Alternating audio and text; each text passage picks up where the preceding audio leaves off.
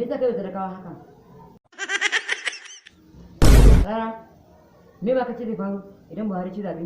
Kasi ya sha jami'a. Haba da Allah.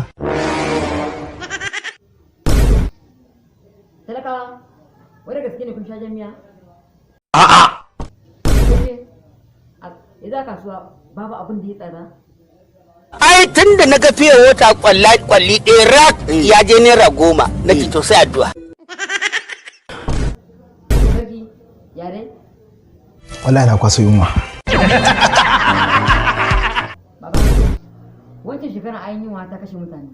Bana ma an yi kuma ana babban shiri zuwa baɗi da nan gaba. Baba, idan shi za a samu abinci a Najeriya, kowa ya ci har ya ƙoshi. Wataƙila nan da shekara 30 kana Najeriya.